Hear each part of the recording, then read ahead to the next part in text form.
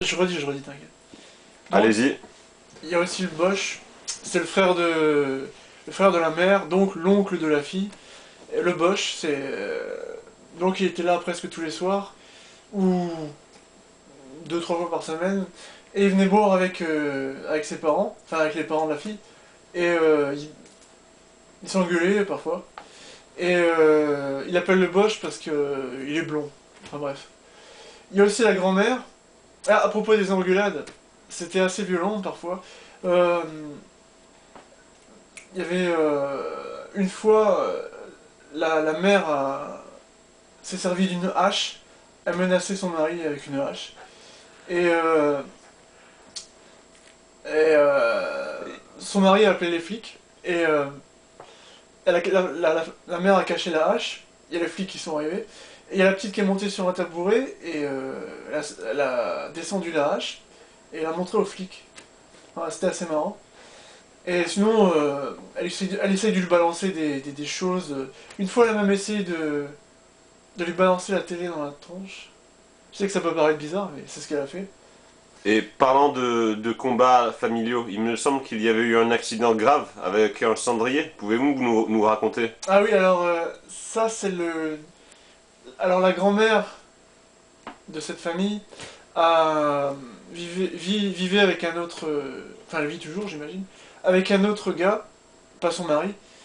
Et ce gars a été en prison parce qu'il a tué sa femme avec un cendrier. Il lui a lancé le cendrier dans la tête. Et elle est morte. Voilà. Et que se passait-il si on mentionnait le nom de sa femme décédée? Ah, elle crie. Alors là, il criait Maryse. Voilà. Et Et ça faisait rire les gosses. Ouais. Et donc il y a la grand-mère. La grand-mère, elle a l'air assez euh, en dehors. On dirait qu'elle vit dans son propre monde. Elle est toujours de bonne humeur. Elle chante et tout ça. Et elle aide sa fille dans les petits boulots qu'elle trouve. Là, quand j'étais là, elle vendait des gazettes. Ils appellent ça des gazettes. Et je me rappelle qu'elle chantait. Qu'est-ce qu'elle chantait? Enfin, elle chantait La Gazette. Enfin bref, elle est assez marrante. Et et pouvez-vous nous parler des animaux de compagnie? oh là là. Oui, alors il y avait deux chiens. Il y en a un... Bon, je vais pas dire les noms.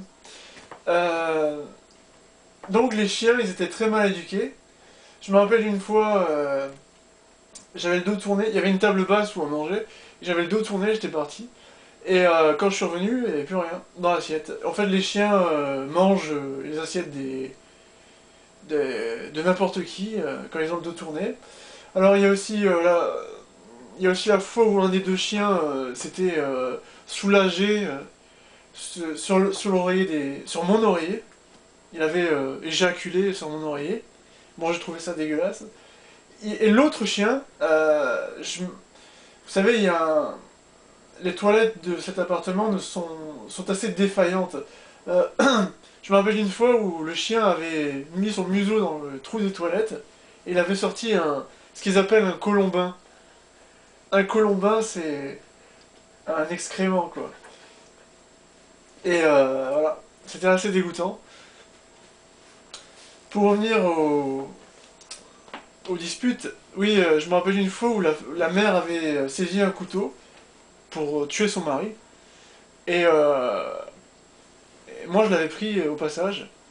Et c'était assez affolant. Et sinon, concernant la mère, oui, il y a une fois où elle s'était habillée en habit court et elle était sortie dans la rue à 10 heures pour soi-disant trouver des mecs. Et son mari ne la trouvait plus. En fait, elle essayait de faire ce qu'il faisait lui quand il partait sans prévenir pour voir la femme du Nord. Et en fait, cette femme était grosse, la femme du Nord à qui son mari parlait, mais il allait quand même chez elle parce que, soi-disant, c'était une bouffée d'air frais. Enfin bref. Et Et tout simplement, au niveau communication, comment parlent les gens du Nord par rapport aux personnes dans le sud de la France? ah oui, c'est assez marrant. déjà, il y a le copain de la grand-mère qui parle assez bizarrement. Par exemple, pour dire voiture, il dit carrette. Carrette. Euh, il y a quoi sinon? Il y a. Hmm, ah oui, il disait souvent ti, tu vas te faire tuer. Ti, ça veut dire toi.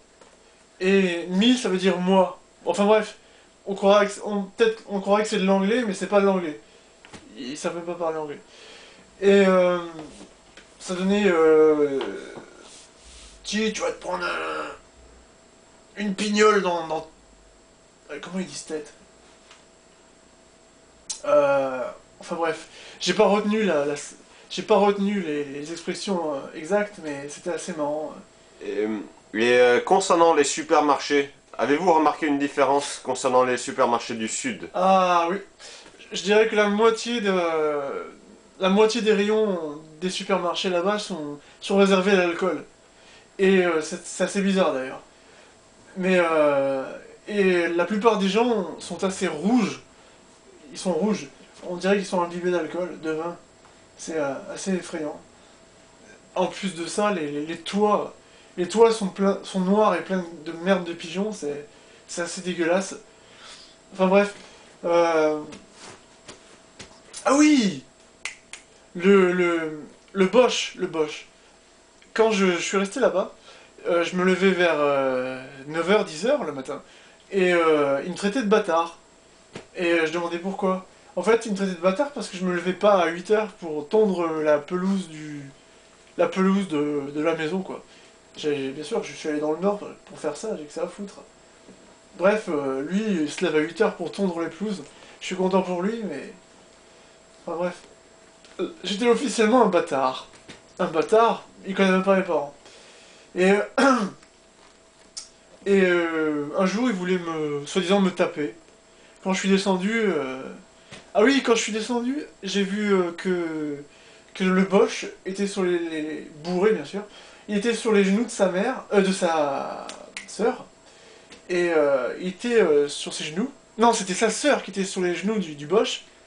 Et elle lui malaxait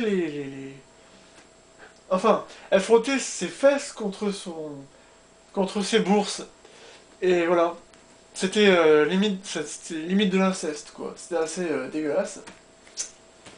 Et Et pourriez-vous tirer une conclusion générale quelles sont vos conclusions de ce voyage dans le nord de la France? oh là là. Euh, Déjà, j'y remettrai jamais les pieds. Je suis bien content que ça se passe à plus de 1200 km de chez moi. Et je ne conseille à personne d'y aller. Et je dirais qu'il y a plusieurs cas dans le Nord. Si vous voulez trouver des cas psychiatriques, c'est un bon endroit. Et euh, voilà, c'est assez affolant. Et pouvez-vous, pour conclure, nous dire le nom de la ville où vous étiez? Ah, bien sûr. C'était Arras. Arras. C'est pas très loin de Lille. Si peut-être que Lille c'est bien, mais Arras c'est. Enfin, c'est comme j'ai raconté quoi. C'est Merci de votre témoignage.